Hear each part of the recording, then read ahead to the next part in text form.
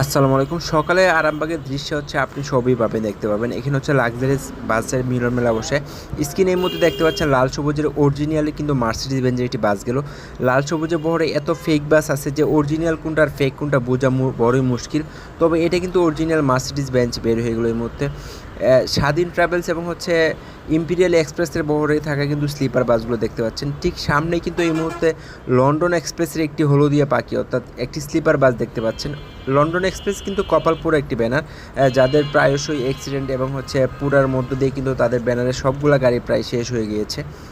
স্ক্রিনে হচ্ছে আরেকটি বাস দেখতে পাচ্ছেন বলবো B9 হানিফ এন্টারপ্রাইজে বহরে থাকা ওয়ার্ল্ড ক্লাস বলবো B9 আইফশিফট মডেলের একটি বাস দেখতে পাচ্ছেন, যে বাসটি হচ্ছে ঢাকা থেকে চট্টগ্রাম হয়ে কক্সবাজার পর্যন্ত চলাচল করে।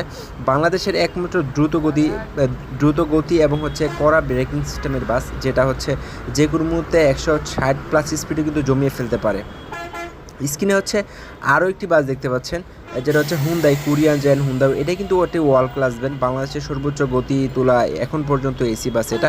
স্ক্রিনে হচ্ছে আরও একটি বাস দেখতে পাচ্ছেন হিনু মডেলের হিনু AK1 হানিফ এন্টারপ্রাইজের বহরে চলাচল করা বড় সেকশন অর্থাৎ হানিফ সেকশনের বহরে চলাচল করে একটি হিনু AK1 বাস দেখতে পাচ্ছেন, যেটা হচ্ছে ঢাকা থেকে সরাসরি চট্টগ্রাম চলাচল করে। স্ক্রিনে হচ্ছে দেশ ট্রাভেলসের হচ্ছে আরও একটি বাস দেখতে পাচ্ছেন, যেটা হচ্ছে ইন্টারন্যাশনাল হুন্দাই।